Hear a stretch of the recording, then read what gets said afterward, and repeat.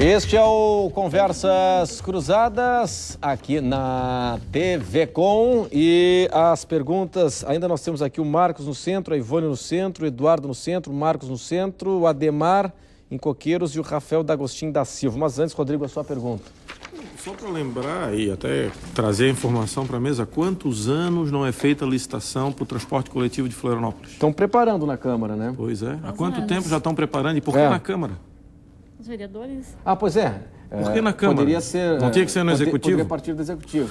Não, aliás, se não me falha a memória, a Lei Orgânica de Florianópolis diz que essa é uma função do Executivo, não é da Câmara de Vereadores. Sim, mas é uma forma de repente, não assumir a bronca, né? Renato, aí que está a questão.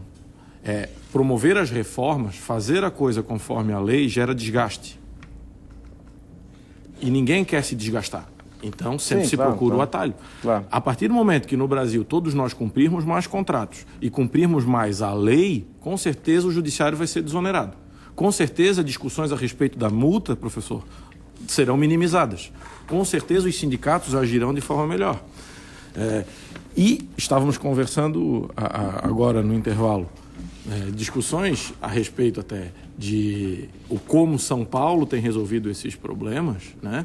Devem sim, acredito eu, ser trazidas para o contexto do município de Florianópolis, que é a capital do estado, e para o contexto estadual. Porque com certeza pode estar ali a solução para algum dos problemas a médio e longo prazo. Porque, claro, o texto constitucional ele tem que ser adequado aos tempos modernos, né? Seja com a sua regulamentação, professor, infralegal ou mesmo com o seu texto primitivo, né? Existe o poder constituinte derivado. E digo isso porque a doutora Ângela, ela bem trouxe aqui o exemplo do cobrador de ônibus. Ele tem que ser ouvido, não tenho dúvida. Ele tem que ser capacitado para quê? Para de repente se tornar motorista, por quê? Porque a necessidade da sociedade são mais linhas ou mais horários em cada linha, não tenho dúvida. E essas informações referentes ao transporte coletivo de Florianópolis, que é o objeto maior aqui por conta da última greve, da última paralisação, teria que estar na internet. As contas, a caixa preta do transporte coletivo de Florianópolis tinha que estar socializada. Essas informações não estão a sua mão, a minha mão, a mão do professor, a tua mão, Renato, a mão da colega. Não estão. Por que não estão?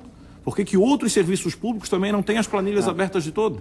Pois é. Bem lembrado mesmo. Tem a internet aqui, é uma bela ferramenta para disponibilizar todas as informações de contabilidade, movimentação, recursos. O desgaste de um pneu, Renato, por que em Florianópolis o pneu gasta mais rápido do que se gasta em outra cidade do país?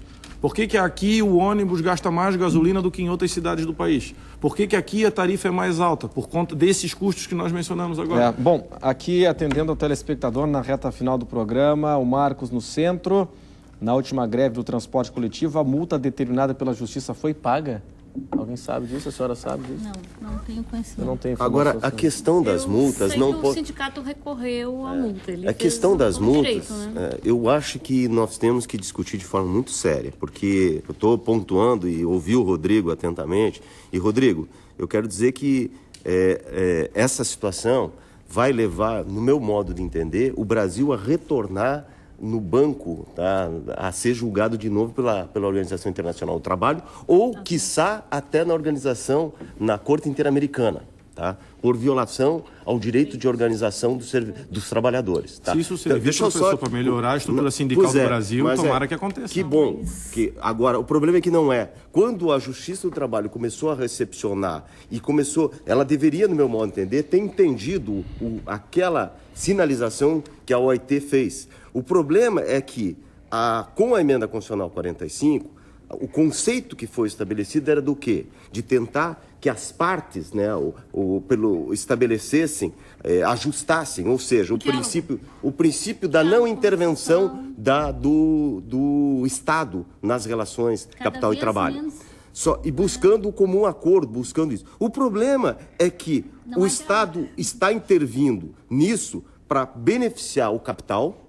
Essa é a realidade, através dos interditos proibitórios, impedindo que as partes estabeleçam efetivamente o que é isso, o diálogo. Tá? O Brasil é um dos últimos países que tinha o tal do dissídio coletivo, a intervenção estatal. Foi preservado pontualmente e buscava-se, então, o comum acordo. Agora, o que eu estou vendo é que essas multas viraram uma regra, infelizmente. Essa regra viola os princípios de direito que estão estabelecidos e lá atrás e que estão sendo resgatados da liberdade de organização, tá? E que retira esse componente efetivo do diálogo, da construção do diálogo. O diálogo tem que ser construído através dessas duas forças, capital e trabalho. Tá? E essa intervenção estatal tem sido nociva e tem sido utilizado como um benefício pontual por setores estratégicos, e principalmente os grandes setores, principalmente bancários. O setor bancário, os grandes bancos utilizam e graçam na utilização disso e estão comprometendo essa relação. Então o resgate é necessário. Ações de interdito proibitório em São Miguel, se não me engano foi em São Miguel do Oeste, que nem havia...